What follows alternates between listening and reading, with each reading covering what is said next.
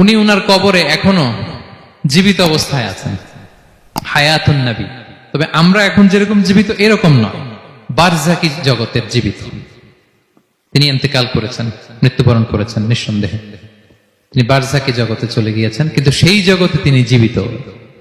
আমরা যখন নবী সাল্লাল্লাহু আলাইহি ওয়াসাল্লামকে সালাম দেই, দুরূদ পাঠ করি, বিষ্ণু সাল্লাল্লাহু আলাইহি ওয়াসাল্লাম কবর থেকে ওই সালামের উত্তর দেন। আল্লাহ তাআলা ওনার রূহটাকে ফিরিয়ে দেন, উত্তর দেন। সাহাবারা বললেন, ইয়া রাসূলুল্লাহ, কিভাবে আপনি উত্তর দেন? আপনার দেহ মাটি খেয়ে ফেলবে না?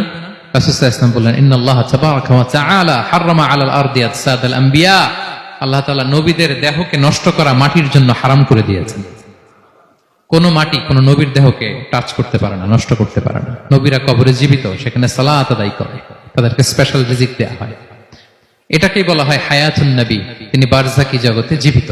বিষ্ণু সাল্লাল্লাহু আলাইহি ওয়াসাল্লাম যখন এই হাদিস বললেন যে সবচাইতে যদি আমাকে কেউ ভালো না বাসে সে মুমিন নয়, ওমরে ফারুক তো অবাক হয়ে গেলেন। উনি কিছুক্ষণ আগে বলতেছিলেন যে ইয়া রাসূলুল্লাহ, আমি আপনাকে সবচাইতে বেশি ভালোবাসি, তবে ইল্লা নাফসি, আমার নিজের আত্মাটারে আমি এর চেয়ে বেশি ভালোবাসি, সবচেয়ে বেশি ভালোবাসি আমার আত্মাটারে, এরপরে ভালোবাসি আপনাকে। রাসূল সাল্লাল্লাহু আলাইহি ওয়াসাল্লাম বললেন, লা ইয়া ওমর, তোমার ঈমান এখনো পূর্ণ হয়নি। ওমরে ফারুক অবাক হলেন, শকড।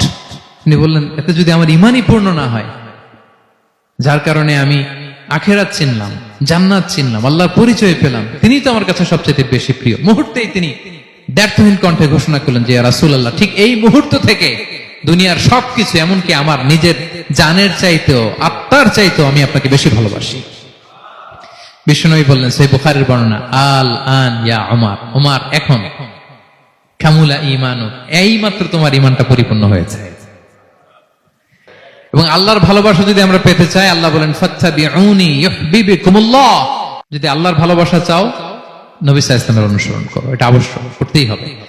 তার প্রতি ভালোবাসার নমুনা হিসেবে আমরা যেন তার প্রতি বেশি বেশি দুরূদ শরীফ পড়ি। আল্লাহুম্মা সাল্লি ওয়া সাল্লিম ওয়া বারিক আলাইহি সাল্লাল্লাহু আলাইহি ওয়াসাল্লাম। আল্লাহুম্মা সাল্লি আলা মুহাম্মদ ওয়া আলা আলি মুহাম্মদ কামা সাল্লাইতা আলা ইব্রাহিম وعلى آل إبراهيم إنك حميد مجيد اللهم بارك على محمد وعلى آل محمد كما باركت على إبراهيم وعلى آل إبراهيم إنك حميد مجيد। পারেন না এগুলো আপনারা? যে যেটা পারেন বেশি বেশি দুরূদ পড়বেন। দুরূদ এটা এমন ইবাদত, এই ইবাদত আল্লাহ নিজেও করে, ফেরেশতাদেরও করতে বলে, আমাদেরও করতে বলে। ইন্নাল্লাহা ওয়া মালাইকাতাহু ইউসাল্লুনা আলান নবী, আল্লাহ এবং ফেরেশতা ওনারাও রাসূল সাল্লাল্লাহু আলাইহি ওয়াসাল্লামের উপর দুরূদ পাঠায়। হে বিশ্বাসীরা, ইয়া আইয়ুহাল্লাযীনা আমানু সাল্লু আলাইহি ওয়া সাল্লিমু তাসলিমা। আল্লাহুম্মা সাল্লি ওয়া সাল্লিম ওয়া বারিক আলাইহি। রাসূল সাল্লাল্লাহু আলাইহি ওয়াসাল্লামের উপর বেশি বেশি দুরূদ পাঠ করতে হবে। একবার যে দুরূদ পড়ে আল্লাহ বলে তার উপর আমি 10টা রহমত নাযিল করি।